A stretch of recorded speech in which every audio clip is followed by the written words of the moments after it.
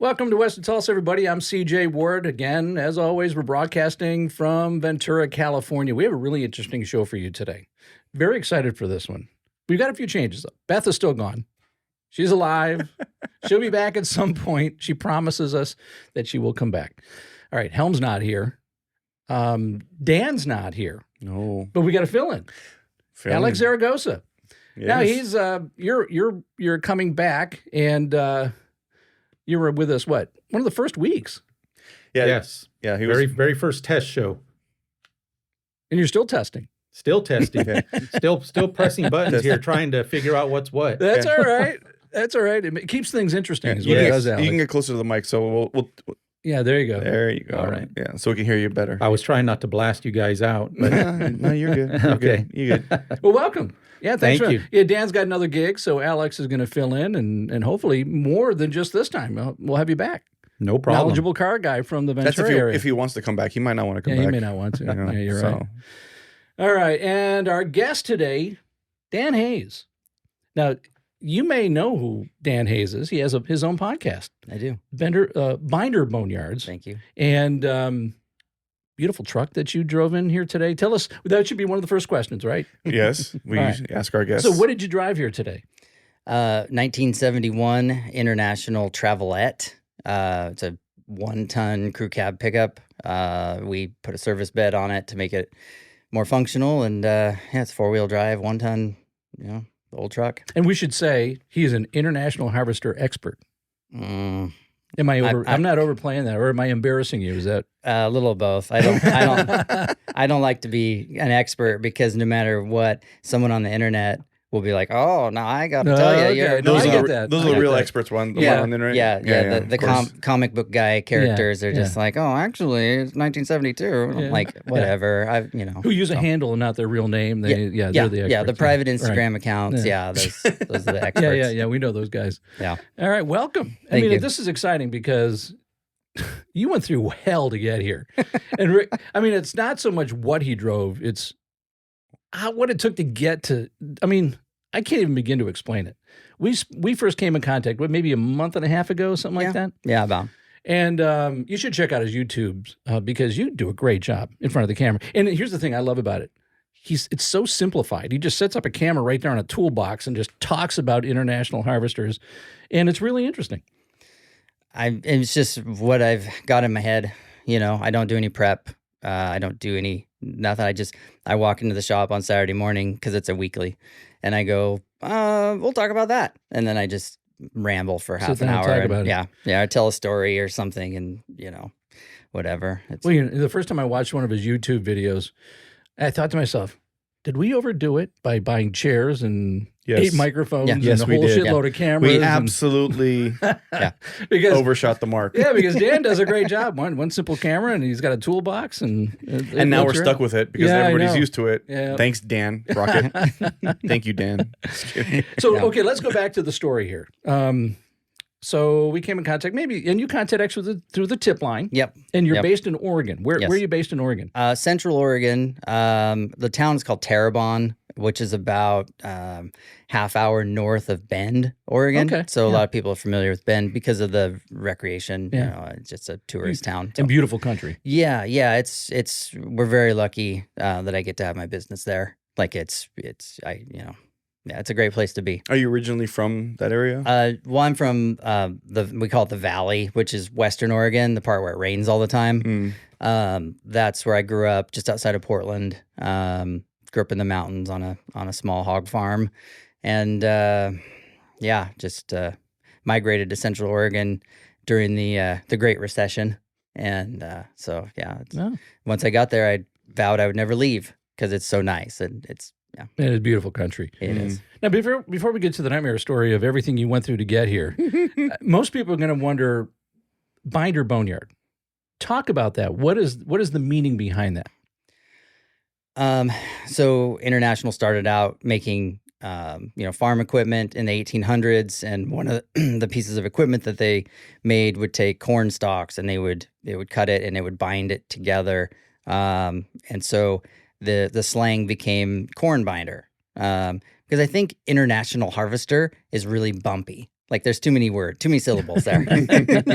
So We hate syllables. So yeah, it's the same with band names, whatever. You just shorten it down and everyone remembers it, So corn binder just was a slang thing that people remembered. And so when I started my business, 10 years ago, I needed a name that international guys would know, because at the time I wasn't trying to cater to the rest of the world. Like scouts weren't popular. Nobody was really into them. They hadn't really taken off like they have now.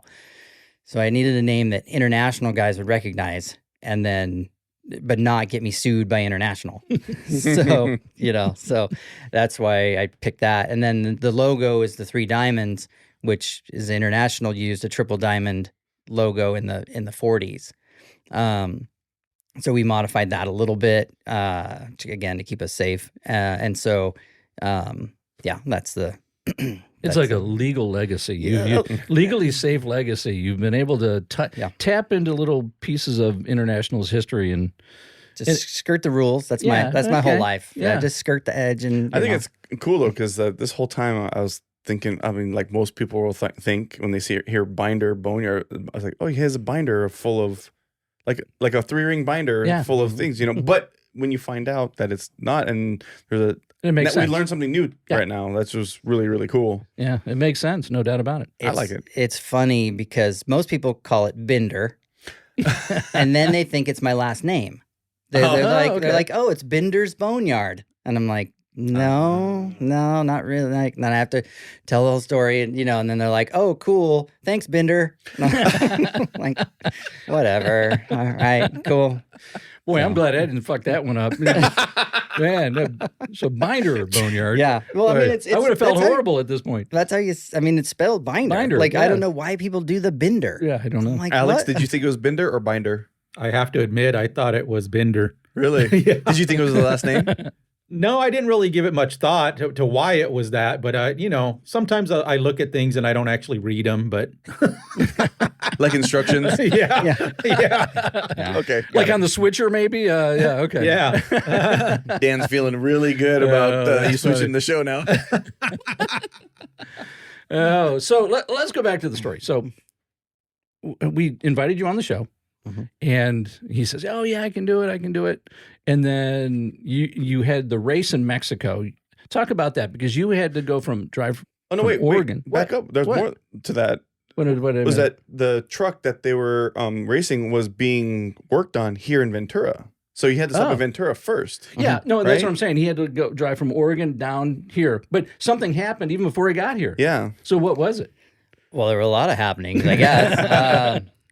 So initially, we're just cramming to build the truck because we have a full-service restoration shop. So I don't get paid to work on my own stuff. And so when we have a personal project, it's like a 2-week, all hands on deck, stay up all night, get it done and get it out so that we can go back to making money. And so we were building this travelette that we had, weeks before pulled out of a farmer's barn. It was 2-wheel drive when we started. Had no drivetrain in it. The floor was rusted out. No bed, or had a bed, but not a service bed. And so anyways, we're just throwing parts at it. It's just stuff I'd been collecting, because that's, I am a hoarder. I do have a collection. I've got over 100 internationals in the yard. Wow. We do a lot of restoration work where customers are like, oh, I don't want those old axles. I want these new Curries, or I want something, Dynatract or whatever. So we get stuck with the old stuff. That's how the business started, was I've got stuck with stuff. And I'm like, well, I guess I'll start selling it. And so then the eBay store and all that started. But anyways, we're throwing parts at this truck. I had this 392 that was it was rebuilt. It was fresh, I thought. Truck's going together great. Get the motor running. I ran it on the stand first. We have a run stand, so this sort of stuff, we can head it off at the pass. Turns out I didn't let it run long enough. Developed gas was getting into the exhaust was getting into the cooling system. I'm like, well, it's either a head gasket or cracked head. 392s are notorious for cracked heads, so rather than diagnose or try to find another head, we just yarded it out. And I had a 345 that was in another truck in the yard. Supposedly it was a runner, but who knows what decade that was. You know, they're always ran when parked. Every truck you ever get was ran when parked. Ran when parked, yeah. So we dragged some stuff out there, fired it up in the truck, let it run for a while, and turns out it was good. So we swung this greasy 345 into the truck. Everything else is beautiful. Like we did the transmission, it's painted, everything's clean, new radiator, new everything under the hood. And then there's this grease ball 345 in there. So fired it up, ran good, continued the build right up until Monday afternoon. I was supposed to be here Tuesday at 10 in the morning. Yeah. So Monday afternoon, I'm leaving. I'm apologizing to you guys because I'm not going to make it in time. And then, coming down, it just was like shakedown drama, you know, like I lost a fuel pump and I had vapor lock and just figuring it out. Yeah. Well, one night maybe it was the Monday night. I look at the Instagram and I see that he's broken down in the Grapevine. On the right? Grapevine, yeah. Maybe 10 o'clock at night? Yeah, about then. And he's so close. You're so close to Ventura after that long drive. And I'm thinking, oh, geez, what a nightmare. But you were able to take care of that. Oh, yeah. I put the fire out.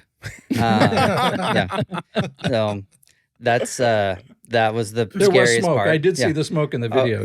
I'm not. I have to prioritize emergencies, and fire was first, and then filming second. Then I call the tow truck. We'd routed an oil pressure gauge because the factory gauges are electric. They sort of work, you know, they don't have any numbers. They just sweep. So you're like, well, I don't know what that means. Is it good or low? Yeah. So we put some mechanicals, just the cheap Napa, you know, whatever, just so I could kind of have some reference. And, because of the adjustments I'd made to the engine to help fight the vapor lock, the exhaust manifolds were getting really hot. Like I could see them. I noticed as I started to climb the Grapevine that through a hole in the firewall, because there's holes there, I could see they're starting to turn orange. Ooh. So my timing was slow, and I'm like, I should probably do something about that. But and then before I could even remedy it, that line melted because it was a plastic one. I thought it had been routed clear enough, and it probably was any other time. But because the manifold got so hot, it melted that plastic line. Hot oil right onto the exhaust manifold, and then just went poof into this fireball. I watched it happen. Like I'm looking through the hole in the firewall, and then it just goes, and I look in the mirror, and I got semi trucks trying to get around me, because it's the Grapevine, so it's just tons of traffic. Yank it to the side of the road, and I'm like, no parking brakes. I throw it into gear and shut it off, and pray that it doesn't take off backwards down the hill. And fire extinguisher, and it's a brand new fire extinguisher, so it still has like the plastic on the handle and the thing. And I'm like, oh gee, I'm trying to get the pin pulled out of it and get the hood open, so I can put it out because it's getting hot. Yeah. It still has the fender skirts and stuff. I couldn't put it out from the side, so I'm like panic opening the hood, and because I did not want the thing to burn to the ground. Sure. Like that's the worst case scenario. But got it put out and tow truck to the truck stop, and then bummed a part off of a service truck that just happened to stop there to get gas or diesel, and made it here. I got to Ventura. It was Wednesday morning. Wow. That's how long it just had compounded into a terrible, terrible trip. But I rolled into Ventura at like 6 o'clock Wednesday morning. Wow. Yeah. And then immediately started loading the race car for our trip. Well, to give people a reference, the Grapevine, probably where you broke down, was probably an hour from. I mean, after all that driving, you were probably an hour or less. Yeah, it was like 70 miles. Yeah, yeah, that's about right. Yeah, so you were so close. Yeah, yeah. I was like checking my phone. I'm like, cool, I'm gonna make it. Yeah. I'll be able to take a nap before we start working, and it just happened. Like, sometimes it's self-inflicted, like being in a hurry and just not paying attention. And also, I am the most optimistic pessimist you'll ever meet. So I'm like, oh, that'll be fine. That'll be fine. And then it blows up, and I'm like, I knew it. So and the reason you were coming down here was you were participating in a race down in Mexico. Yeah. I'm a crew chief for a race team. One of my friends, I hate to call guys in the industry competitors, because we're all kind of a family. But I mean, you know how families are. But anyways, he has a big shop in Iowa called Anything Scout. If anybody follows me, they definitely follow Anything Scout. They do high-end Scout restorations, and I've been only using GM drivetrains. They don't mess with the international engines and stuff anymore. But they built a race car, and race car is a pretty broad term. It's slow. I mean, it's a 4-cylinder. He uses the original International 196 4-cylinder, but it fits that vintage class category. It's a 1976. It's right in there with the Broncos and the Blazers, and we're the only Scout in the thing. There's half a dozen Broncos and Blazers, but we're the only Scout. And what's the race called? It's the NORRA 1000. So it used to be called the Mexican 1000 back in the 60s. And now they revived it in 2012, I think was the first year, or 2013 was the first year of bringing it back. And it's a rally. So it's a stage, there's they call them specials, and then transits. So you do 160 miles in the desert, and then you would transit down the highway for 40 miles and then pick the desert back up. And the hope is that you start at 8 in the morning and you finish by 5 in the afternoon, and then that's when I go to work and fixing the car for the next day. Luckily I had another mechanic with me this time.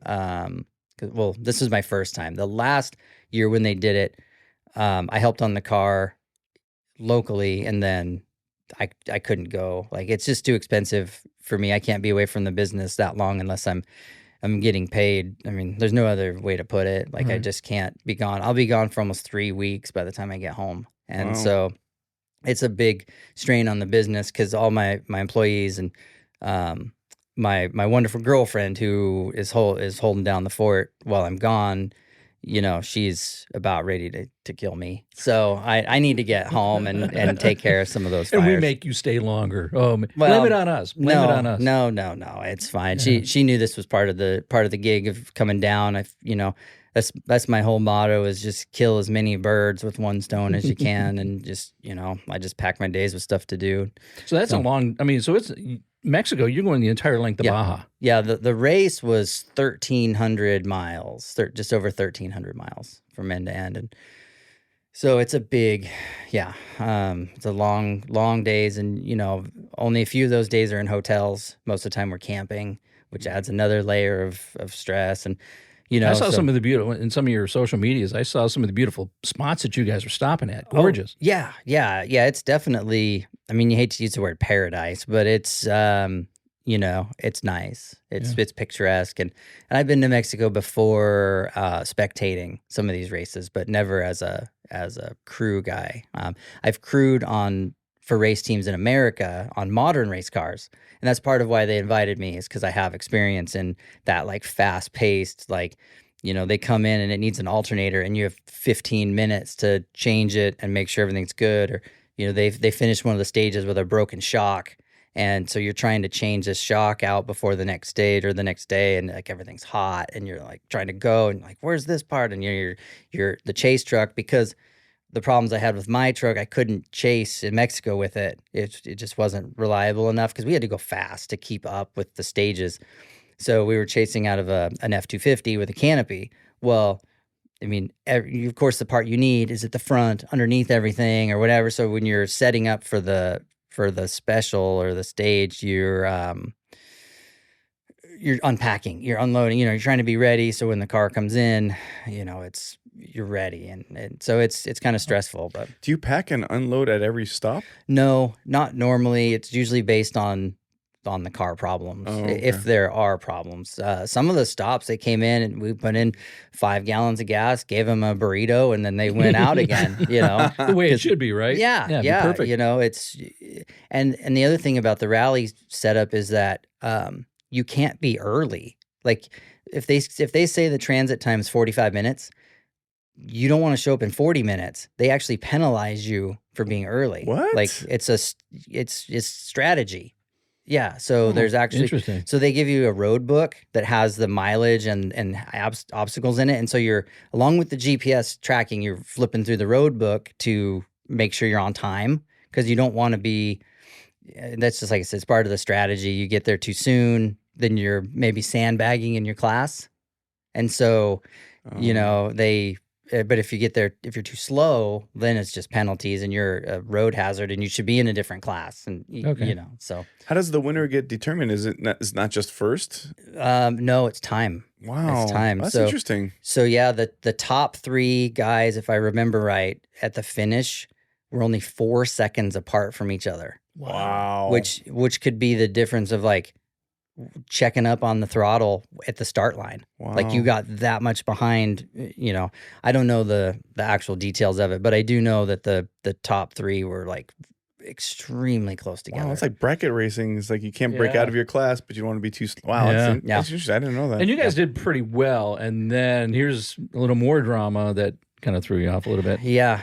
I mean, Sean, the driver, and Owen, it was his son, and they were doing a phenomenal job. I mean, we were keeping up with, because our car is extremely challenged with the 4-cylinder. It only makes 73 horsepower. At the wheels, yeah. And the car weighs 4,200 pounds. So, and you're pushing it through the desert and the sand. So it's working, and that's a testament to the International engine, in my opinion.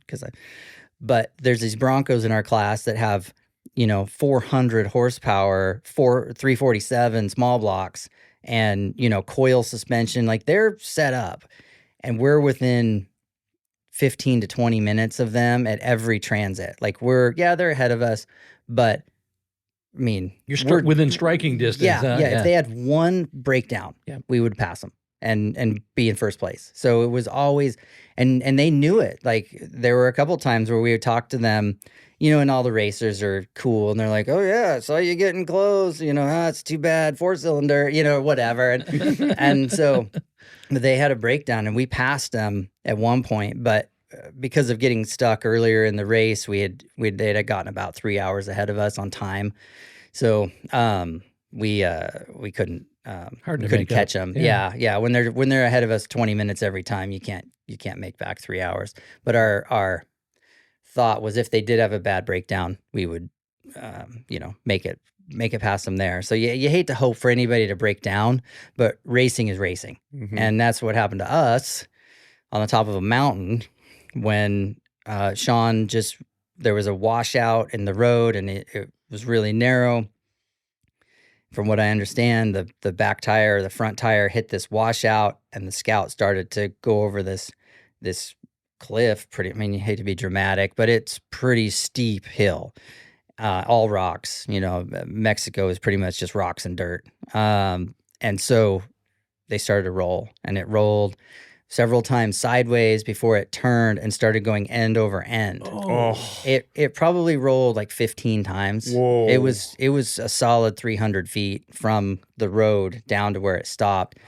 And what saved it was it ended up upside down in like a waterfall cutout, because it was a runoff from a storm or something. You know, it had cut into the mountain.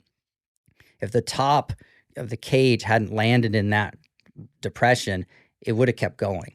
Because it's crazy. I've posted some pictures on my social media, but it's really hard to grasp just how, like, it's the gnarly. photos don't do it justice. How high? No, you can't. And you look at the Scout, and it's just a wrinkled up walnut. Like, it is just crunch. Everything is crunch. The front bumper had a 1/2-inch thick aluminum uprights that held the lights, and the bar for the bumper tore completely in half.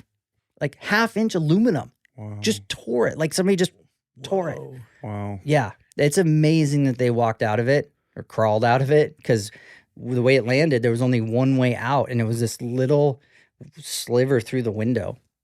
That was it. And this was in a remote part. Yeah, very, very remote. It's still there, right? Yeah, the car is there. That exhausted all of our options. Even the NORRA chase crew with 2 Jeeps and winches went up there. They thought they could get. They're like, oh yeah, we crawl. We go to King of the Hammers and we know our way around the rocks. And they went up there and they were like, good luck leaving it there, because there's nothing they could do. So, what we are working with some locals who have some big tractors who think that they can get it out because, the Mexican people are very ingenuitive and they have a different spirit. Like I think the American spirit used to be like that, like when we built the Golden Gate Bridge in 8 months. Yeah. But nowadays we're a little slower. But they're like, oh yeah, no problem, we get it. Wow. I'm like, are you? Oh.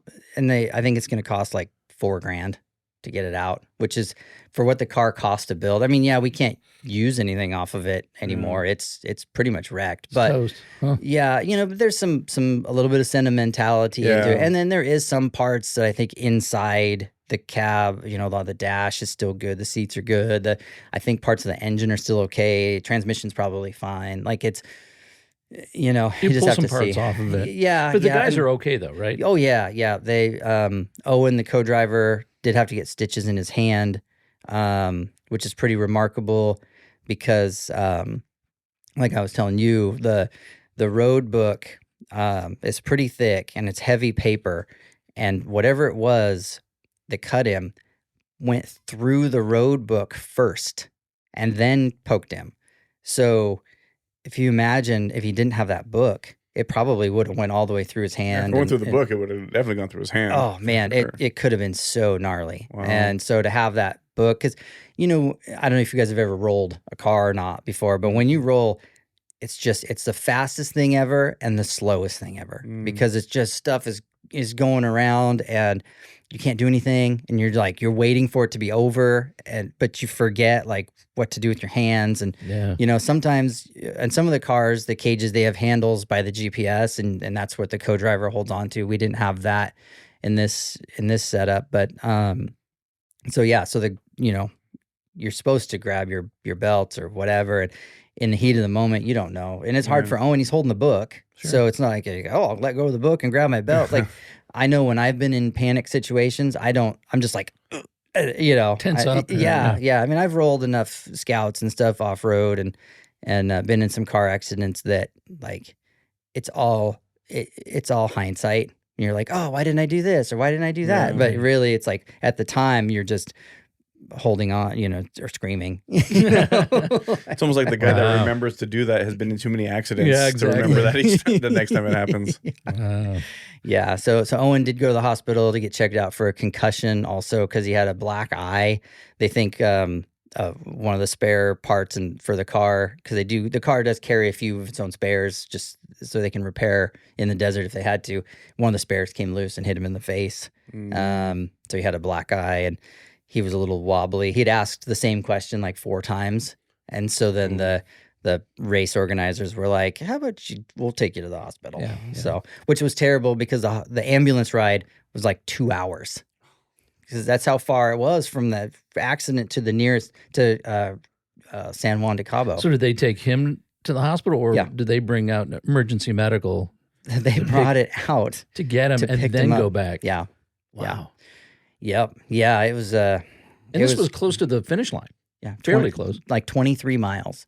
What? Yeah. We'd gone like 1,280 miles. Wow. With pretty much, no accidents, I shouldn't say that. We got hit in the silt beds by a guy that crushed our quarter panel, but, that's racing. And so, so it was like, it was bad times. And you were at the finish line waiting, right? Yeah, we were at the finish line. We were setting up to take pictures of them crossing the line and, getting ready to go to the banquet and eat our food and, whatever. And, we get the message through the GPS, text through the GPS that was like, cars rolled, bad times, send help, something like that. And they messaged through that? Okay. Yeah. And we get that, and it's like, what does that mean? Like how, what? Like, because all the stuff's going through your head, and then they sent another one that was like, we're okay, but send help.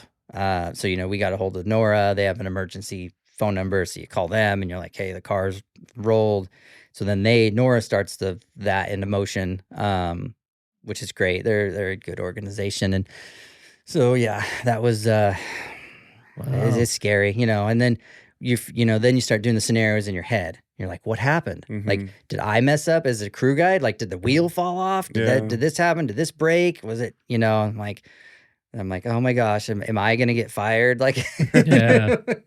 But no, it was good. They got out. And so did you guys book it out to the site from the finish line? It's too remote. Really? Yeah, we ended up meeting them in the hospital. Oh, wow. Sorry, I have a fly that keeps buzzing me. I apologize, but it keeps hitting me in the face. I normally would ignore a fly, but that one nailed me in the face. So I'm sorry, you went to the hospital? Yeah. NORRA told us what hospital they were taking them to, so then we just went there and waited for them. Oh, wow. Because at the time they're like, we can't recover the car until the race is over, because there's still people coming through. Yeah. And it's just the race course was hot and there's figured stuff out. So, yeah. Did the drivers or the driver think that there was something that he could have done if he could recall? Like, is it something that was one of those freak things that you just couldn't? Yeah, from what he thinks is that he just didn't stay to the left enough. And another problem they were having was their radios were cutting out. Because normally Owen, the co-driver, is calling out like, hey, left turn, right turn, slow down, obstacle, because he has the road book. And then the GPS also has notes on it that are marked. And so Sean, the driver, he's just focused on driving. Just, he hardly looks at the gauges. Like Owen does all that. Like, hey, he's constantly calling out oil pressure and, hey, the alternator's good or whatever. And so when the comms started cutting out, then I think Sean was doing more looking over at Owen for hand signals. Wow. And Owen's trying to plug the comms in and, trying to play with radio and call out hazards. And I think it was just too many distractions and he thought he was fine. Cause it's been 1,200 miles. Yeah. It's like, I made it, the last 1,200 miles were just as gnarly. So what's going to happen here? Right. Yeah. It could happen at any mile. Right. It can. And, they tell you that in the meeting, the drivers' meetings and stuff. Like anything terrible can happen. Be ready all the time, and it being in the vintage race cars. Generally, the course is rough, but they're not going out of their way to hurt the cars. So this trail was narrow, and it had some pucker factor. It's a lot of, they call it reveal, where you just look to the bottom. There's nothing to stop you, but never, you wouldn't imagine sliding off of it. Yeah. And I think that washout that he got sucked into was probably new from one of the last rainstorms that had come through, or the road had sloughed off. And maybe when the course organizers ran that route to set up the initial race, it wasn't like that. Like, we don't know. That and 150 other cars had gone over that section. Sure. So another truck could have washed, loosened something up.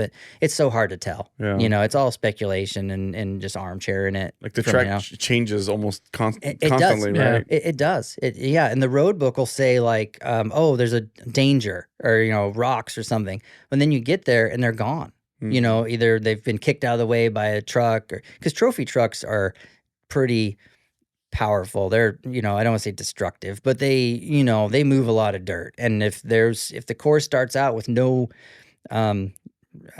whoops or ravines or ruts, by the time the trucks go through there, they're rutted, and so sometimes there's obstacles that aren't in the road book either. So it's just, the road book is like a suggestion, and sometimes it's there and sometimes it's not. What kind of speeds are we talking about here? And I'm sure the speed varies depending on the terrain and whether it's a straight shot or whatever, but what kind of speeds are we talking about, especially with what you guys were racing? So on the dry lake beds that are flat and wide open, I saw their GPS get up to 71.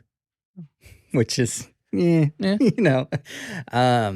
the rough stuff, the whoops, the long rollers, they're averaging about 22 to 25 miles an hour, which is still fairly violent, On the desert roads and when I was going off road, 20 miles an hour, 30 miles an hour feels a lot faster than what it is. So yeah, no doubt. You hit that corduroy, the washboards, and it's just like just shakes you.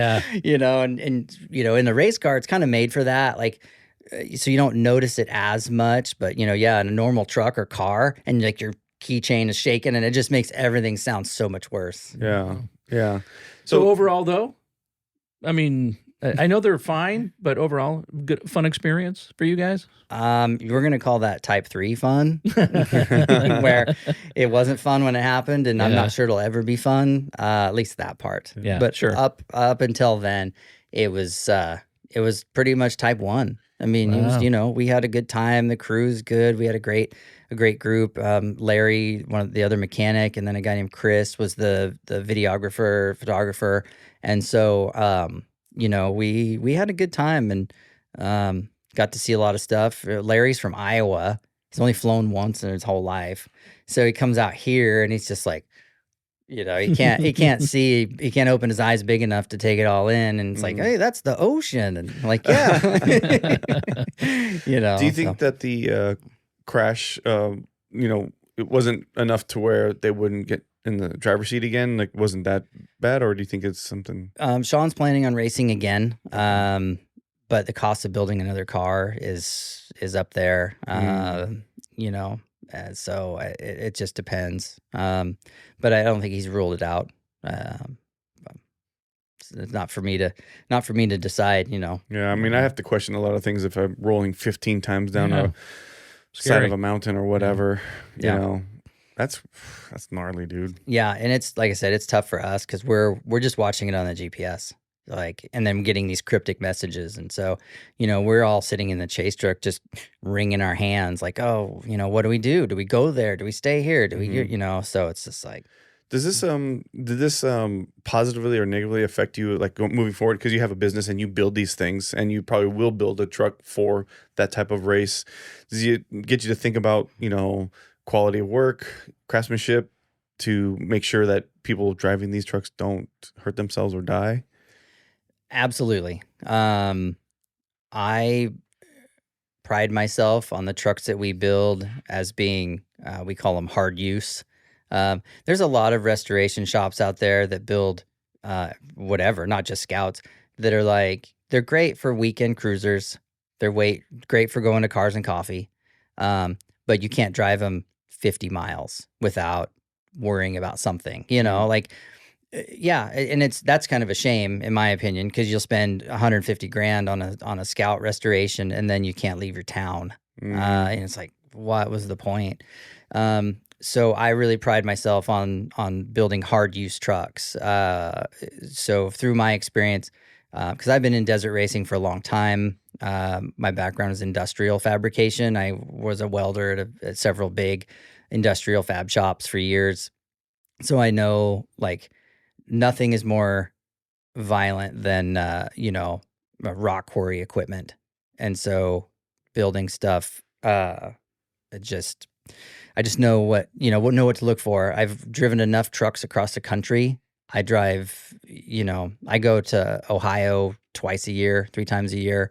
And so I haul trucks back and forth and I just know what 1,000 miles on the highways does to trucks, what comes loose, what doesn't come loose. And so, yeah, so through racing, I know what it's, you know, when something fails on the car, I know on a customer truck, I'm like, okay, we're going to gusset that. We're going to add a tab there. We're going to add, you know, extra wire clips or, you know, P-clamps to hold stuff together so it doesn't come apart. Because believe it or not, we get other shops' trucks in sometimes because our reputation for building like hard use trucks is well known. And so a customer will buy a truck from another shop and then it comes to us for updates, you know, because get it done right. I don't want to say right, but done how we do it. Right. I'll say it since you won't.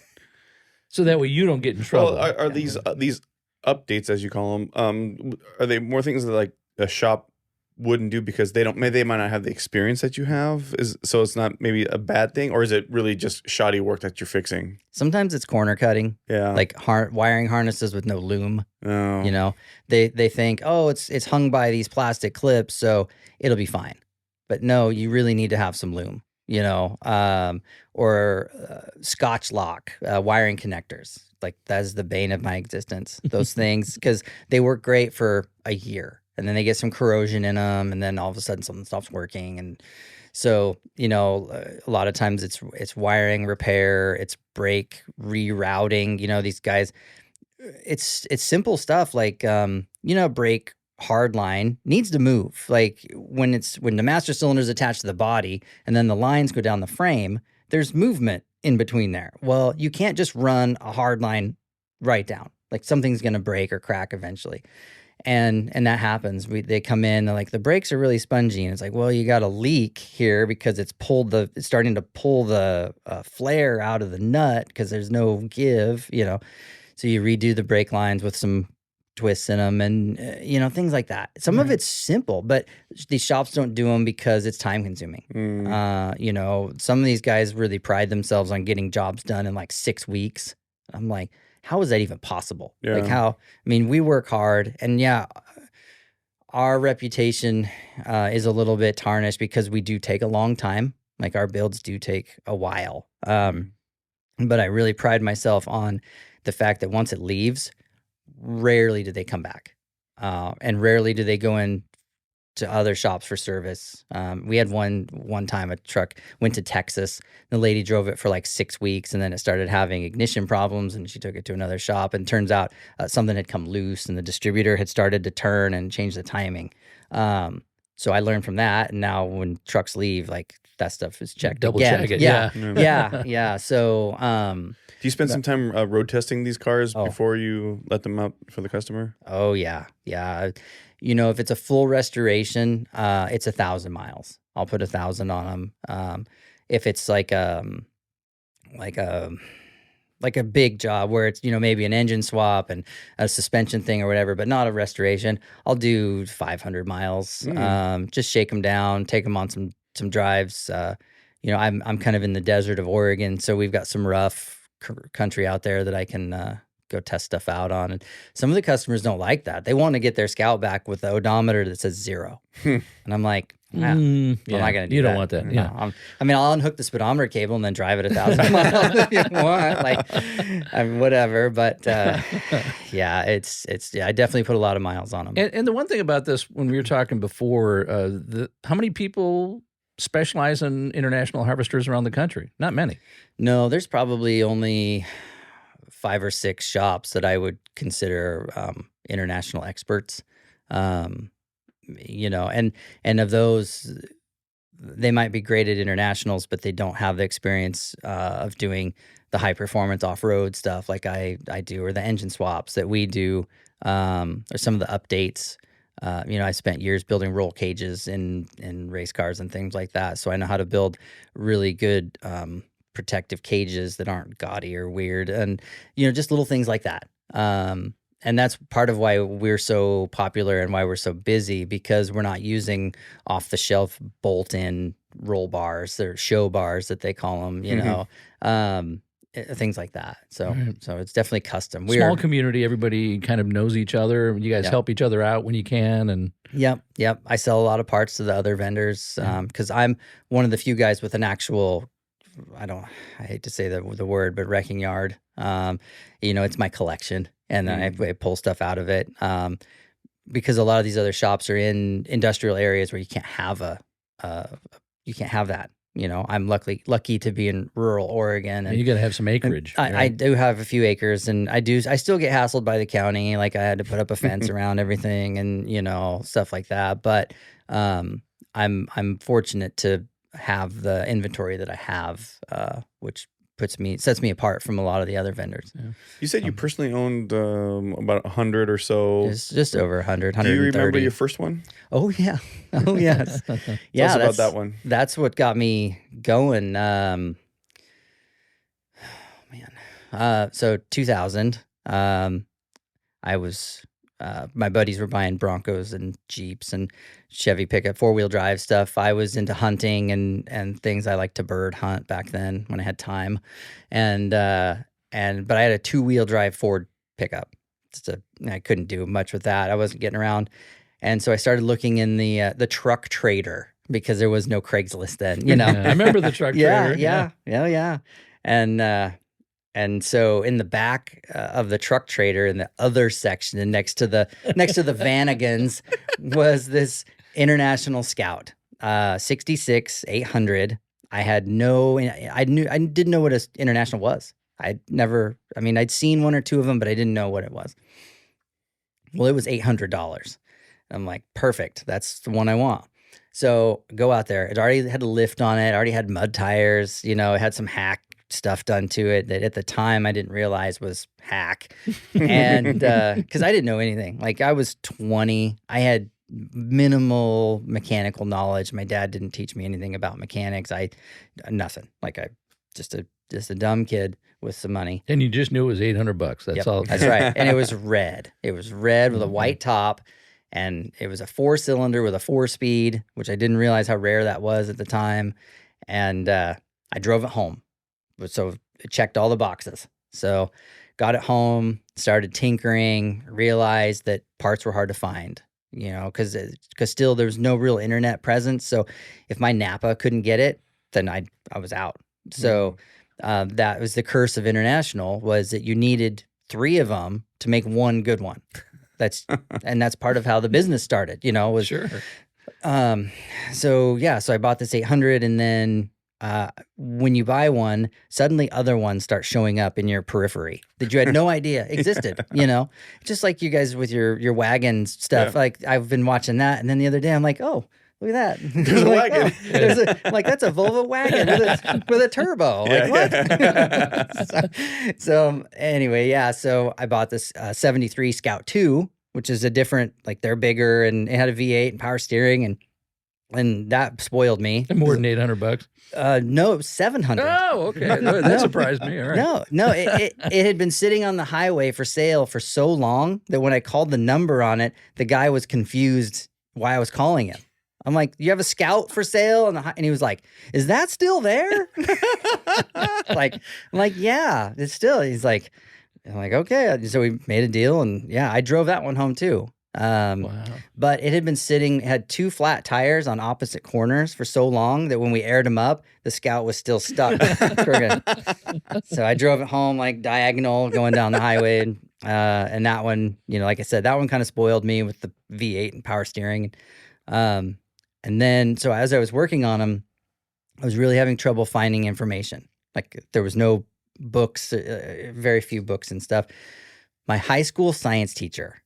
So my uncle says, hey, go talk to old Gary Hedin. He's got a couple of Scouts.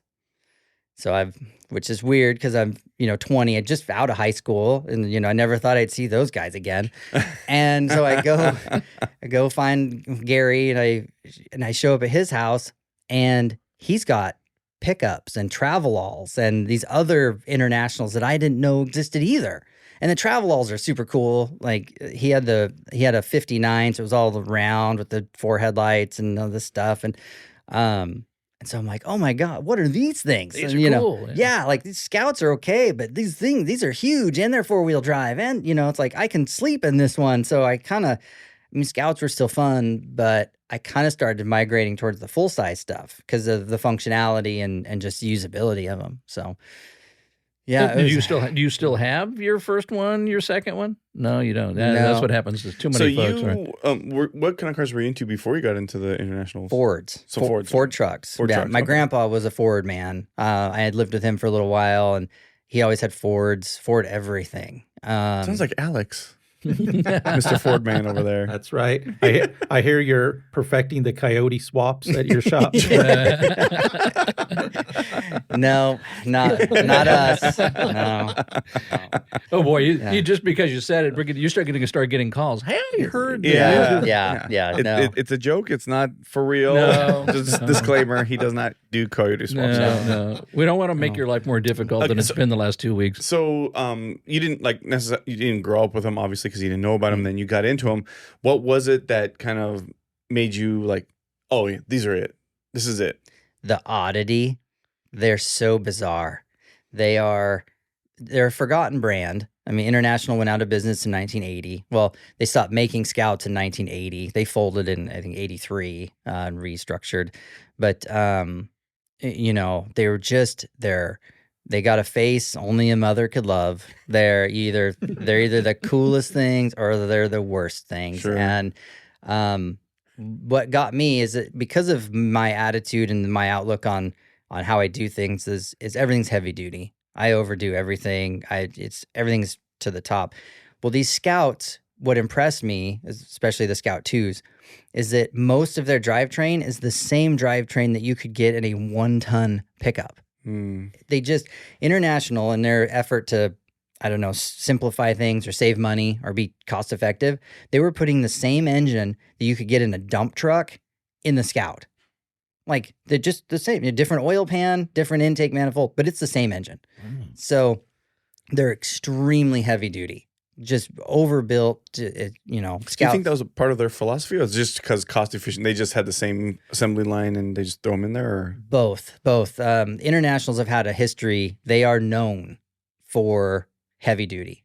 You talk to anybody, everyone's got a story, and it's always about how tough they are and how they'd go anywhere. No matter how, even down here, I was getting gas yesterday, and this guy's like, my granddad had a travel all, and that thing would climb a tree, and we'd sunk it in the lake, and, you know, we'd take it there. And everyone has that story. And it's just, it just speaks to me like that. Like, it's part of history. You know, in the early 1900s, International Harvester was the 3rd largest company in the world. The only one bigger was Standard Oil and Philip Morris. Is that because of the farming equipment? Yes. Okay. Yes. Yeah, because of the implements, the tractors, right. The way they'd levered, like they were buying up all these other small implement makers, and they were just becoming a juggernaut in the industrial space. And then, they started making trucks in the teens and then 20s, and then they started getting that figured out.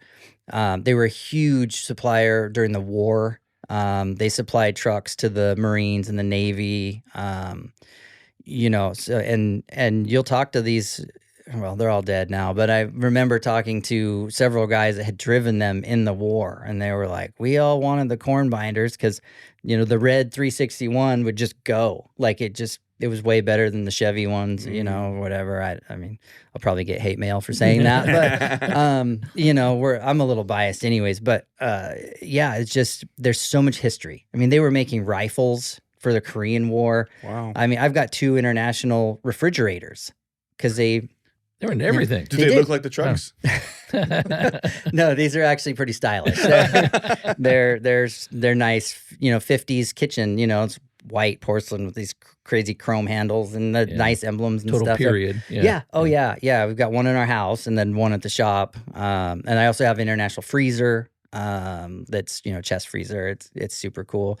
Because at the time, the dealer networks, they were trying to make the dealerships like a one-stop.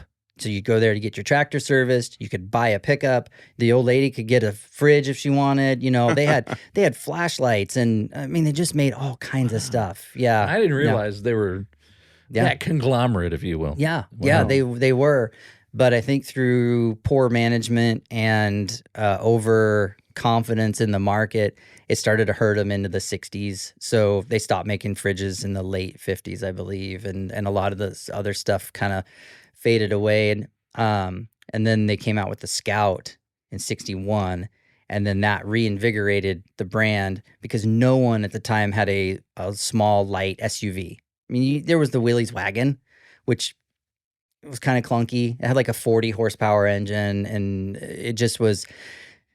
It just looked weird, it had those flat Jeep fenders and stuff. People, people weren't really into it. There were a lot of people that were, and then there was the Power Wagon because the guys coming back from the war, they love the Power Wagon. So then that was a big truck, like a 1-ton. And so International came out with the Scout, which was smaller, lighter, simple. The windshield folded down like a Jeep. The doors came off, so it appealed to those service guys and the ranchers and getting out. And they were very utilitarian, like just single layer sheet metal, tin can, 55-gallon drum on wheels is what I call them. And that reinvigorated the brand. And then, by the mid 60s, and you saw the Bronco come out in 66, which is like a Scout copy.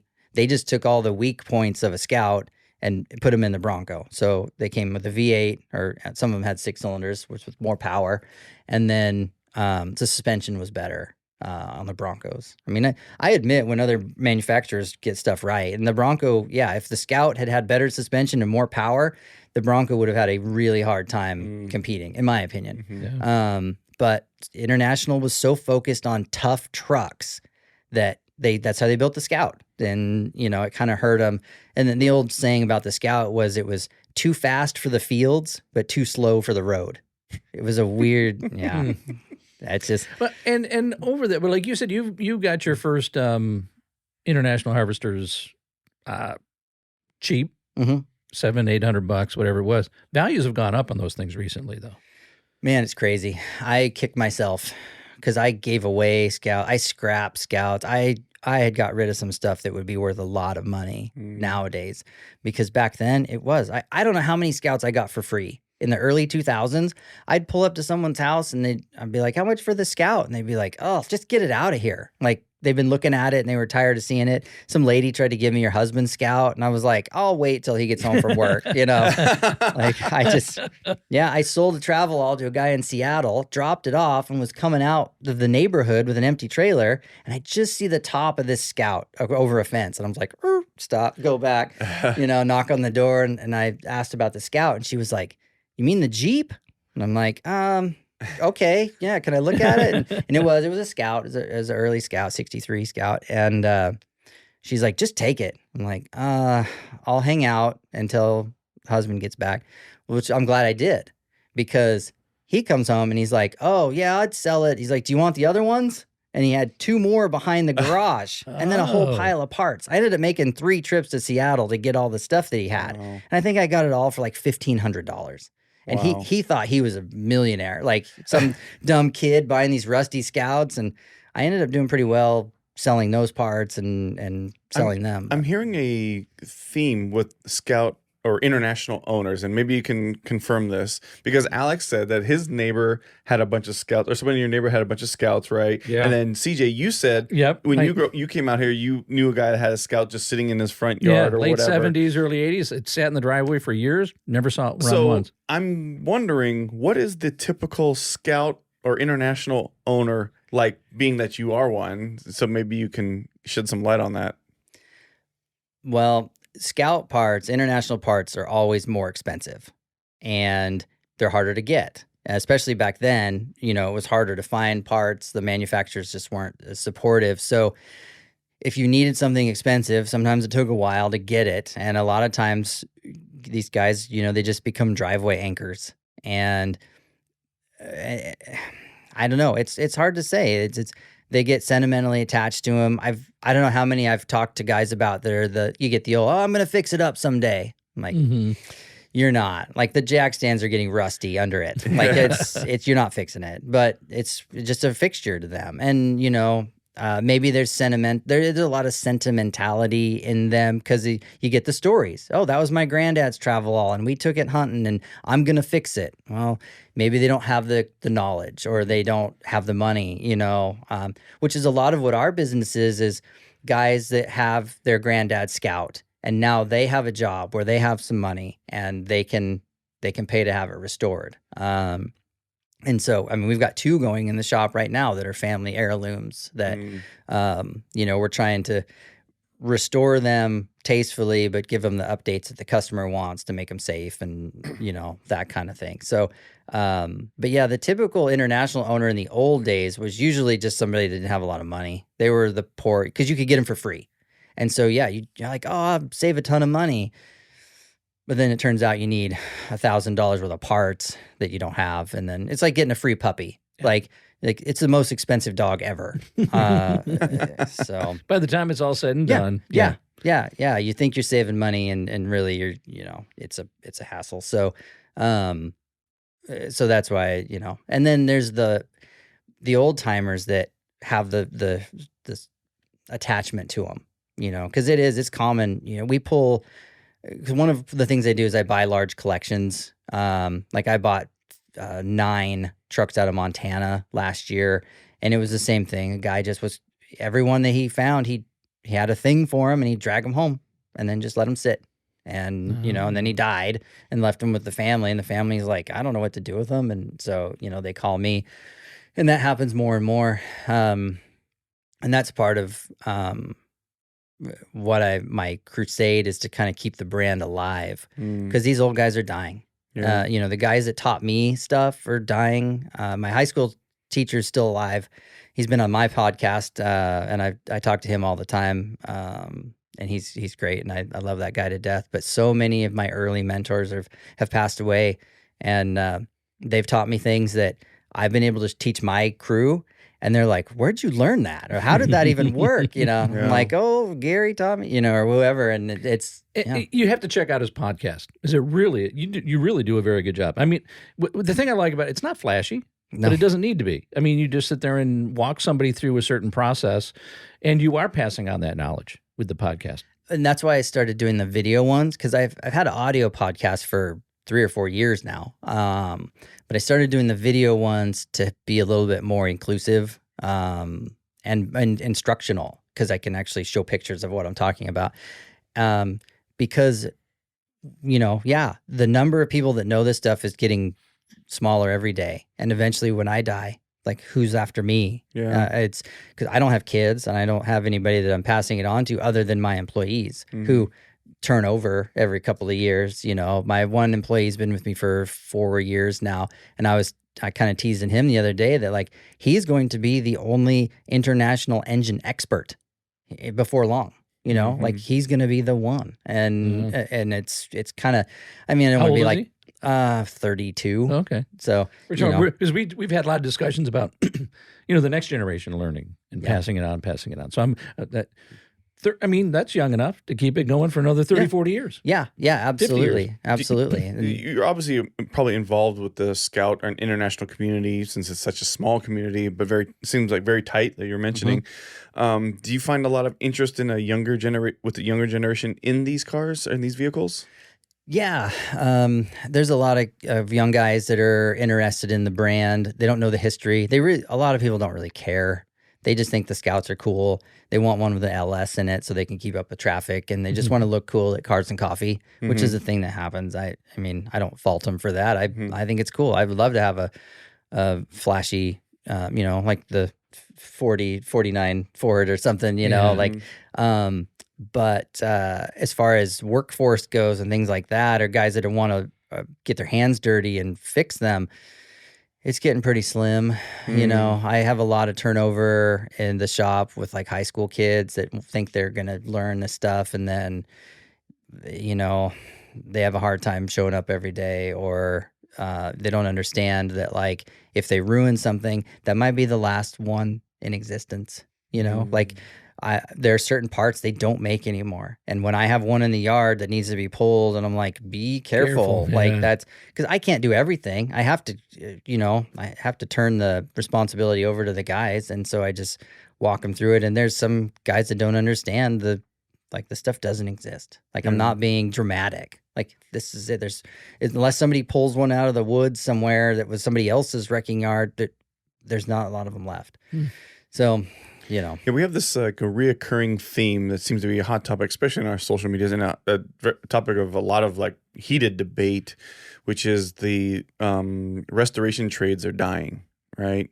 And sounds like you would probably agree with that, right? Do you have any, since you're in the thick of it, do you have any, thoughts on why that might be, or what are you seeing in that arena? Part of my industry, I don't like to call myself a restoration shop, because the guys that buy our trucks are using them. I see them in social media, and they got brush scratches down them, and they're half sunk in the lake launching a boat. Like, they're doing stuff. And so we have to build these trucks beyond restoration. Like, we have to build them for hard use, like I said before. So, but anyway, yeah, I get younger guys that didn't have any history with them. Like I had to go out of my way to learn this stuff. Cause yeah, I grew up on a farm, but my dad, like we didn't fix stuff. Like if something broke, you just bought another one or whatever. You lived with it being broken. Like there, you know, it wasn't rig it somehow. Yeah. You Do know, a lot of rigging, a lot of crescent wrench and baling wire or baling twine, and that was it. And so when I got my first Scout and started getting immersed in the automotive industry, I was like, I have to figure this out myself. Like I didn't go to school for automotive. I didn't, nothing. So same with fabrication. I quit a job, a really good paying job at a pressure washing company that I was a manager at. Like I probably could have retired from that place, but I wanted to do this but I didn't know how. So I went to work at a fab shop pushing a broom. I left a $30 an hour job to go work at a $14 an hour job just so I could learn how to weld. Because I looked at the schools like Fab School, and there's another one, Wyotech has a fab program. Right. And, I was like, I don't want to pay and then get out of that and still be entry level. Because that's what happens. Yeah. They sell it up like, oh, you're going to be a Harley mechanic. And then you show up and they're like, oh, sweep the floor. Yeah. So I just started doing that. And sure enough, I worked my way up, became a lead welder at a shop and then left that one, went to another shop. And so before long, I was making $30 an hour again. It just was welding and doing, and then I could put that towards my hobby at the time. But anyway, yeah, it's hard to find people. There's still people interested in that for sure. But there's a lot less drive. I get guys that they come in and they're hard workers, but it's, oh, I need this Friday off and I need that Monday off. And I just don't want to come in today, and that happens a lot. And part of it may be the commitment, what you just described, and that is people not willing to take a step back and take a $15 an hour cut and pay or whatever for the learning process, not seeing that in the long run, it's better for them. Possibly. And that's a big ask though. I mean, you can't that's ridiculous. That's like telling people you don't like where you're at, just move. Well, that's really hard. Yeah. Like some people are willing to make that sacrifice and can do it, but some people can't. And my thing is I don't expect anybody to care about the business like I do, because it's my baby, it's my life, it's everything, or the brand. But what I do want people to care about is their job. Like, make sure that fastener is tight. Make sure you got paint on that panel before you weld it on to the other one. Like, just taking some pride, taking the steps. You're getting paid by the hour. So might as well do it. Don't rush through it to try and impress me. And that's some of these guys, they want to get through it so they can get on to the next thing, because whatever. And so, yeah, there's people that just don't have that. I don't know if it's a work ethic that just isn't instilled anymore, or it's lost, because the agriculture stuff has been getting smaller and smaller. There's less home mechanics. There's less. You don't need to fix your car. I remember back in the day, you were still doing your own tune-ups in your driveway with points oil and changes and exactly. That's why it's in the owner's manual. Servicing. Yeah, that's right. Yeah, and very few people do that anymore. Yeah. You just drive it to Jiffy Lube and whatever, and and some of it's cultural. I don't want to go down the divorced parent rabbit hole, but sometimes if you don't have your dad around, and I know sometimes that's a heated thing too, and I'm sure you'll get some comments about that. But sometimes you needed a dad to show you some stuff, and like my grandpa, like he being the Ford guy, and I'd go spend the summers down in Pahrump, Nevada with him and sweat my butt off in the shop while he's, working on some 41 Ford Super Deluxe, and it's like, okay, I learned a few things there, but not really. My grandpa wasn't a teacher. He was just like, get out of the way. But something must have sparked, because look at the path you've taken. So something must have sparked. I played with Legos a lot when I was a kid. I like to build. Could do it too. I like to build stuff. I was always creative. Loved like science and shop class and that kind of thing. I was always bored in school, bored at regular jobs.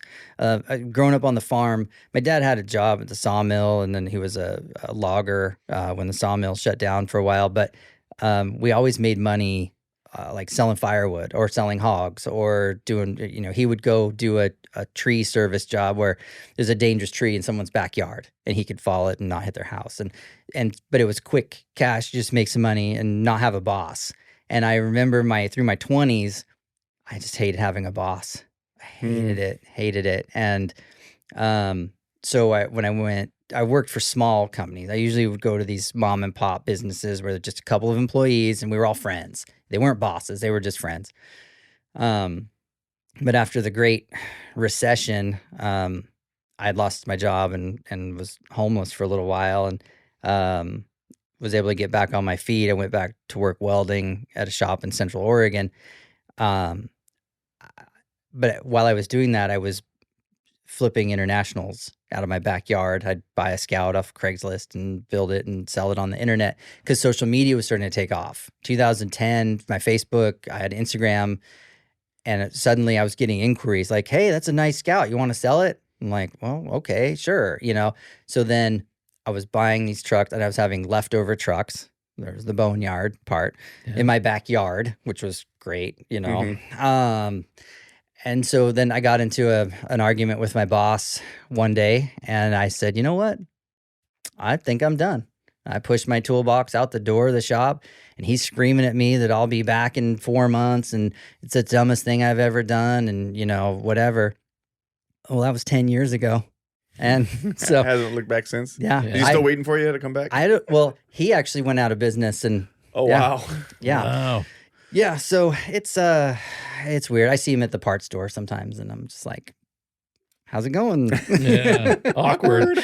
Yeah. Well, I can just say from your stories, I think you're driven by passion, and you don't want to fail. It sounds like you got a love for these international harvesters, and that's what drives you. Yeah, yeah. And you've done a great job. I mean, again, look how far you've come in 14 years. Yeah. Yeah, it's what I know. I've devoted my whole memory bank to just learning everything about them and being a knowledgeable person. And like I said, I think it's for the old guys. Like there's no one else absorbing their memory, their information. In hanging out with these old guys, it's not just internationals. You pick up a lot of other life hacks and stuff. Sure. Some old guys have some pretty good some stories that, Do you ever visualize yourself like, 30 years from now as the cranky old man who knows everything about international harvesters? People coming to you going, how do I fix this? Well, I think I'm the cranky old man now. That's the thing is Josie, my better half, said that I was born a 60-year-old man. Like yeah, I mean, that's everything about me is old stuff, like all my shirts have buttons on them, and I solely drive the old trucks, and we have the old fridge in our house, and it's all old. You walk into our house and it kind of looks like here, where it's just a display of old stuff, and so you feel at home here is what you're saying. Yeah, no, I totally dig it. Like this is great. That's part of why I reached out to you initially, because of the vibe, and also it's helped spreading the IH word, because I don't want that brand to die. I don't want it to be forgotten. I don't want it to just be I don't want it to be Studebaker, or something else where if you have a Studebaker, it's because there's something, it's like, somebody willed it to you and you're stuck with it, like I very, it's a small community, and I don't want to offend the Studebaker guys because I know they're passionate about theirs as well. Yeah. The niche markets are, because Studebaker was big too. All these companies during the war that were huge. Packard, I mean, if it wasn't for Packard, we probably wouldn't have won the war. and engineering wise, Studebaker was known for cutting edge back then. So and it is interesting how it changed. But I mean, if you go back and study the history of a lot of these brands, they were cutting edge at the time. Yeah, that's what I think. If a lot of especially the younger generation, really knew this stuff, because I think with the younger generation, they also because there's so much information out on the internet now that's available at fingertip, but this type of stuff you have to dig. Some of this stuff is not available on the internet. Right. Some of the old timers that you're talking to are probably giving you tidbits that have not even publicly known. Yeah.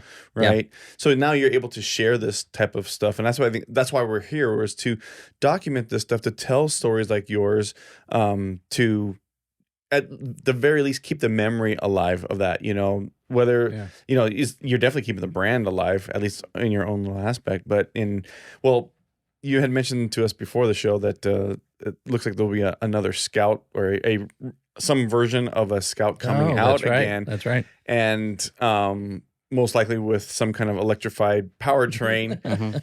So, I mean, it'll be a different Scout, obviously, than what you're doing. How do you think that will play into the future for your business?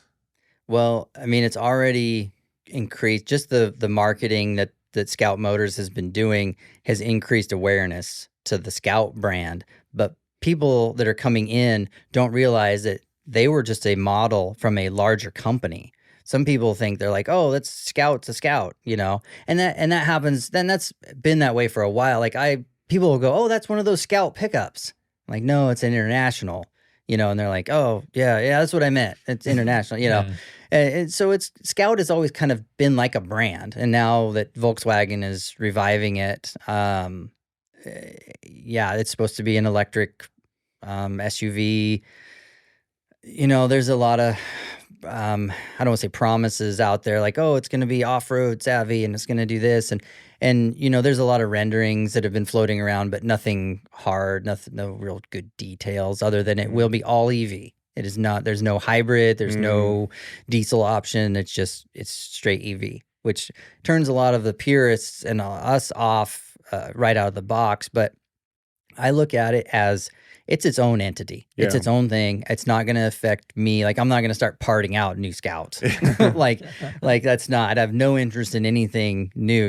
Like I said, 1980 is where we stop. And so if someone brought one of those new ones in and say, I want you to rip this electric motor out and put a Cummins diesel in it, would you do it? Probably not. Yeah. Probably not. Like, I like to focus on what I know, and just stick around. But yeah, I mean, there's already, the joke is that if I'll be the first one to part a new Scout out, but I don't think I'd go that far. So you were telling us that they're building a factory right now in South Carolina?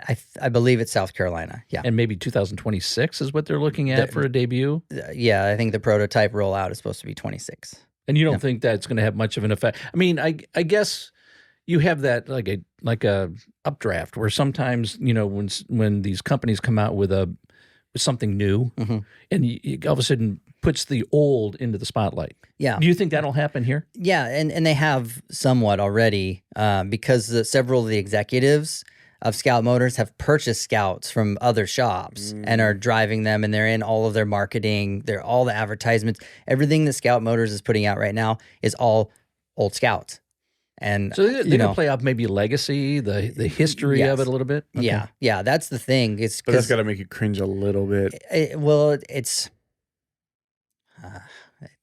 It's a fine line for me to walk, but I feel like it's a little bait and switch. Yeah. Like, oh, here, look at these classic iron, vintage, whatever. And then, oh, here's our new sleek, streamlined Scout. Half made of plastic. And yeah, it's like, it's not the same. Yeah. It's not. And that's why I'm not worried or not putting any thought into the new ones. Sure. Like, it's not, it's just a different thing, Yeah, it might have the same Scout script logo. Yeah. But it's not an international harvester. Correct. So it's just Scout. Yeah. It's Scout. Kind of like, I think it's how Dodge turned into Ram. Right. There's no more Dodge. It's a Ram truck. Yeah. I think it's just going to be the similar. At least that's how I'm putting it in my mind. I'm like, it's not an international. It's just a Scout. Oh, interesting. We'll keep an eye on that one for sure. Yeah, and you'll start to see more of it. I mean, Motor Trend's been putting out articles and stuff, which I want to backtrack really quick about the information that's out there. There's a few sources that keep getting regurgitated by these automotive journalists that just, recite the first article they find on Google.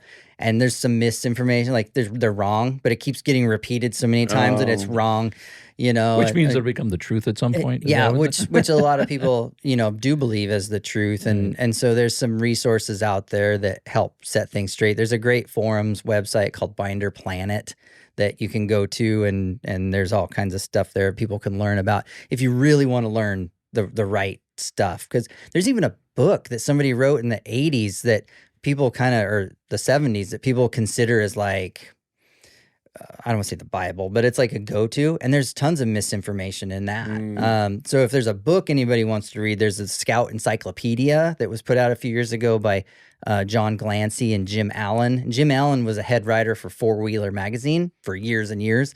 So those two spent a lot of time at the Historical Society where all the documents from International are, and put this book together based on that. And so it's extremely accurate. So if anybody out there is, wants to learn more about internationals, and there's the Scout Encyclopedia, so it's just Scouts, but there are some good books out there, or the Binder Planet. It's a great place to learn. Or they could tune into your podcast and learn that's from what I you was gonna directly. say. Yeah. And I cover a lot of topics there too, but I have work to do. So what happens is I get phone calls all day that people want tech support.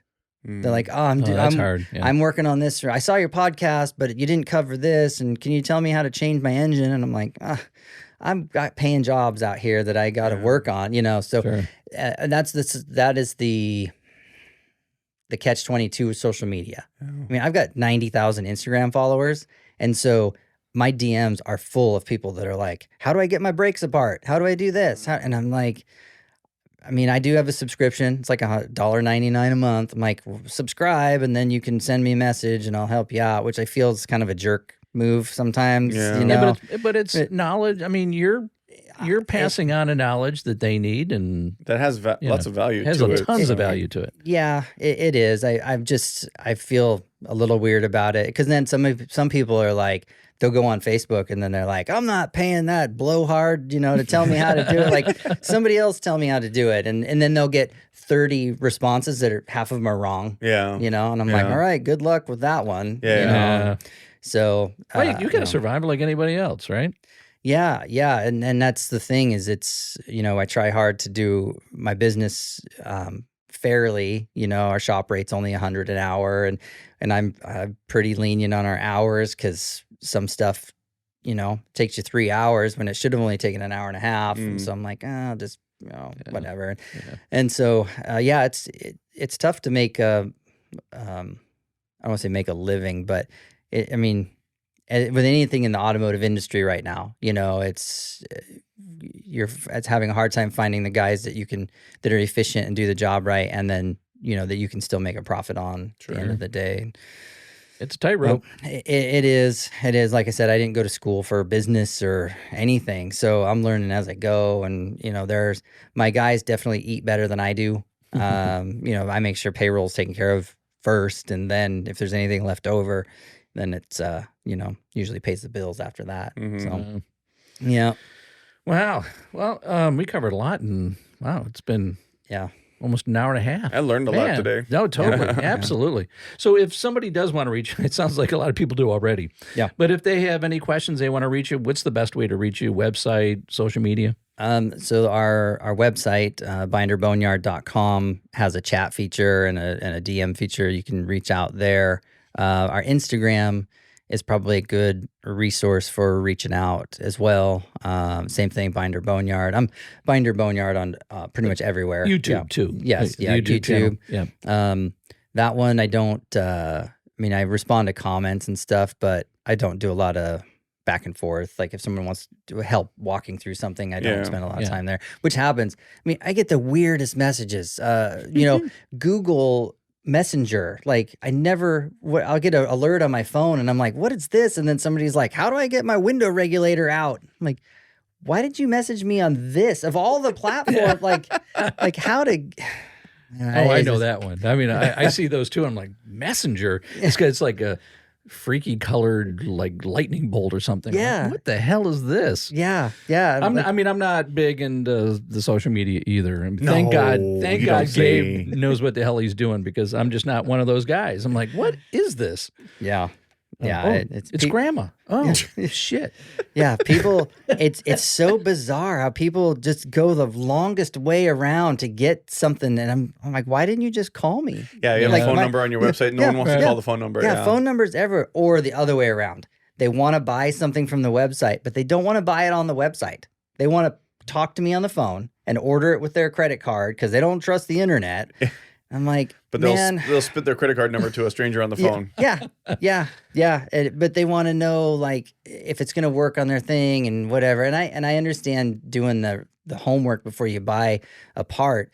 But when you buy it through us, then the tracking is different. Like it's so much more legwork for us. The automation of a website, a web store is so great now that like it saves us a ton of time and it's whatever. But no, these old guys, they want to call and tell me about their, whatever. And there's always a story and there's some backstory and then there's something else.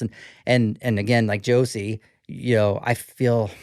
sometimes I feel so bad for her because she does most of the phone answering because I can't anymore. I have to work. And if I'm always on the phone, wrenches aren't getting turned. Yeah.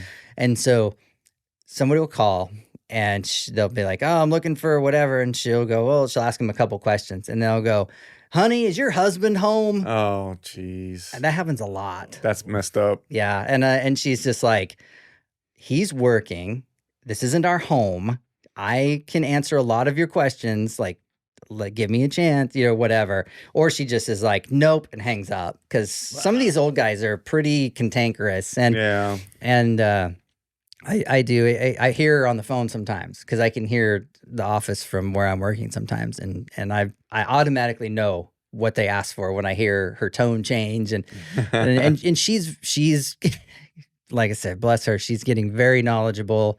She didn't want to learn this stuff, but through, all the side effects of COVID and things like that, she ended up coming to work for me. Mm-hmm. And she's doing great. And I'm so glad she's there. I couldn't get the stuff done I get done if it wasn't for her. She's on the front lines. Right? She is. Yeah, she is. She is taking most of the phone calls and she does all the eBay shipping and all the store shipping and things like that. So, all that, the tedious grunt work that makes the business roll, she's handling. And so, yeah, I definitely can't get out of this podcast without mentioning her and how much I love her and how much, it's important. So all the guys that are listening to this right now that are thinking that they can call and get one by her, that ain't going to happen. You got to go through the gatekeeper, Josie. So, Yeah. And she knows her stuff. She does. She's very analytical. Like we have all the books. Like I've bought several old dealerships and they always come with parts catalogs and things like that. So if someone's looking for something, she can thumb through the parts manuals and find it pretty fast. And then, we can just determine if we have it or not through our own inventory. And there's times where she has to like put the guy on hold and then she yells out the window, hey, do we have that? And then, because my brain, I know where it all is. Yeah. I'm one of those guys that, there's like a path through my brain and there's just stuff piled up and I know exactly where it is. And so there's times where I'm like, yeah, we got that. And then one of the other guys, because I do have a dedicated parts puller, I send him out to pull apart if it's not already pulled. And because we've got these 40-foot Connexes that have shelves in them and they're all categorized and loaded up. And so, if they're not there, then I have to go pull the part and whatever. It's a thing. But she's great. And I need about 5 more guys. Like I'm so busy and behind in these parts trucks that need to get parted out and cataloged. Like I need help and it's tough.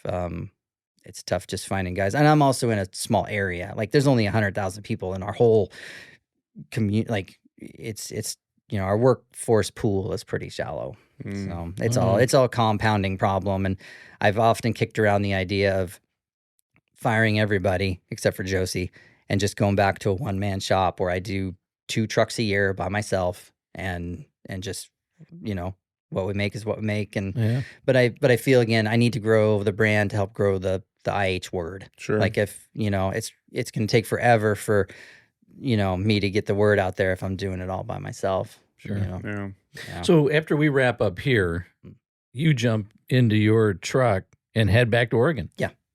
Yeah. And I may pick up some axles along the way for a customer who wants some axle work done. So like I said, it never ends, does it? No, it's killing all the birds with the one stone. Killing flocks here. Yeah. It's just, you have to hustle. Like I have to grow this business to what I want it to be. Because but the end goal, and you may appreciate this with your museum, I want to have an International Harvester Museum. I have all the original plans from the 1949 prototype dealership program.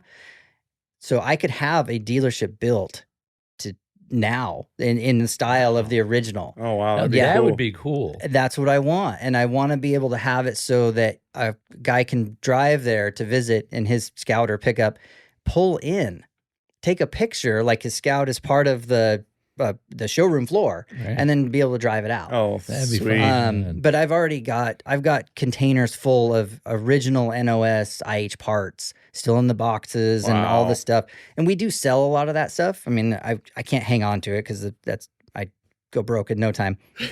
But I end up with multiples of a lot of stuff. And so the multiples get set aside. And then someday, like I said, if I can ever scrape the money together to build this dealership building and set it up. But I want it to be full service, like the back half to be the actual restoration shop, just like I have now. But the front half be parts counter, displays, some of it for sale, some of it not, but history, all that. Like that's my goal, is just to keep it alive. Because the West Coast doesn't have that. The Midwest does. There's several old IH dealers that are still family owned, like 4th generation IH dealers that they don't sell any parts anymore. They just kept the building and kept the sign up. And, every once in a while, a Scout Club will meet there for some pictures and then they go, whatever. But the West Coast doesn't really have that. And so that's my plan, as I really want to put this dealership together and this experience for people. And, I'm 45. I'd really like to have it done before I die. So that's why I got to hustle so hard. You got quite a few years to make it happen. Yeah, I do. But, I'm just pushing, like, the social media is really hard to help sell parts and grow the brand because, part sales is 24 hours a day. Which is nice. I love to wake up in the morning and see that I had 8 eBay sales. I'm like, great, and then I'm like, Josie, you're going to be really busy. So that's the thing. That's the There's just it's hard to describe. I can't because I am so passionate about it. Sometimes I get really excited and then I can't say the words. So I'm just like this and stuff, and I point and the pictures and because I do. It just, my phone is full of old dealership pictures to help get layout right and how I want the lot to look and how I want this. And it's just, we have a square of dirt that it could go on, but to build the building and set it up, is $600,000. Sure. It's just crazy with the modern requirements that they have and codes. Well, luckily and you're not doing it here in California. Yeah. It would never happen. No. Right? Not for that price. Yeah, at least you're in Oregon up there. Yeah. We'd probably have a better chance of it happening. Slightly better. But it's still, it's we've often kicked around the idea of leaving Oregon and going to like Nevada, partially for the weather. Central Oregon's great. It's sunny 300 days a year there, but it does snow sometimes, and it's not, whatever. But I spent a lot of time in southern Nevada as a kid, and I kind of like that area. And I'm like, man, we could move the business there, and then really it'd probably do better. But I got to get my guys to move or hire all new guys and move. Moving 100 and something trucks plus all the shipping containers and all my stuff. It's like, I couldn't do it. So I'm kind of stuck where I am unless I really get some big jobs that come through and, make some quick money. But well, let us know what happens, because I'd love the sound of that. Yeah, that sounds great. That'd be fun. That'd be cool. Fun to watch the Very process. Cool. Absolutely. Yeah. All right. Yeah.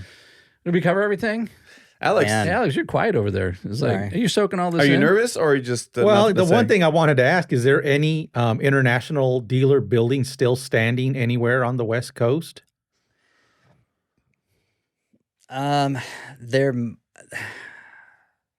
There might be. The last couple that I knew of, the old guy had died and the family sold the property off, and like the one in Portland, he was the last IH dealer in the country, functioning dealer.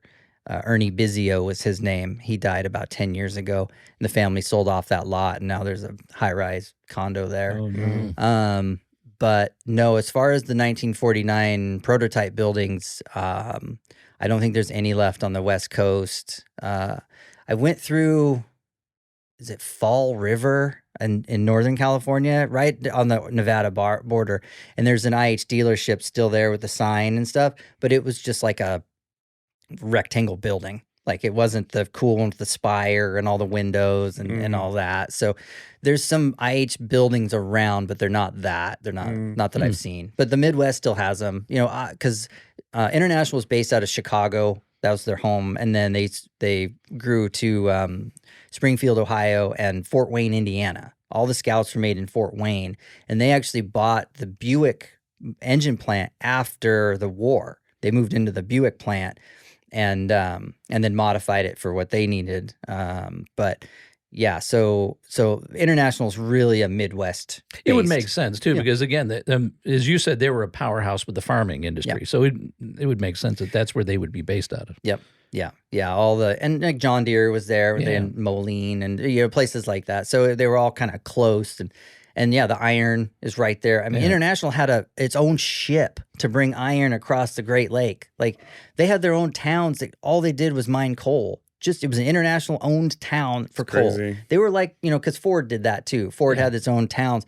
I think Ford maybe got the idea from International because they were doing it in the 1800s. Like Cyrus McCormick was buying whole places for the oak trees, just for the certain implements, and then replanting the oak because they figured they were going to be making these implements forever. Right. Little did they know technology would, a lot less oak into stuff nowadays. But they had whole stands of timber dedicated to products. Like, yeah, it was. Wow. They had a plan. You're certainly knowledgeable about it all.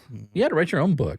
I mean, you got the podcast. I mean, you get so much time on your hands. Why don't you just write a book? Yeah, right. I'll do that while I'm driving. Well, you got 13 hours back home, right? If you don't, without stops, right? Yeah. All right. Yeah. And it's going to be an uneventful trip back home. It should be. The truck's running great now after everything else. I've done some tuning and some fine-tuned, changed the fuel pump and got all that figured out. So it should be pretty smooth going back. Yeah. All right. Let's hope so. All right. Dan, thank you so much for joining us. Thank you. Going through all that hell to get here. So we appreciate it, really do. And it's just very interesting story. And stay in touch. You always have an invitation to come back here and thank you. Fill us in on your plans. Yeah, I may be back next year if we put another race car together. Oh, absolutely. Keep us informed on that one. Yeah. Yeah, definitely follow along on the socials. I'm very active there, so there's always an update usually there. But I'm around. I'm everywhere all at once, all the time. So Binder Boneyards, not Binder. Binder Boneyards. No S. No S. Just Binder Boneyard. Binder Boneyard. Okay. Yep. That's right. There's one. There's one. There isn't multiple boneyards. Not yet. There's one boneyard. Not yet. As soon as he builds the building, he's going to stick an S at the end of it.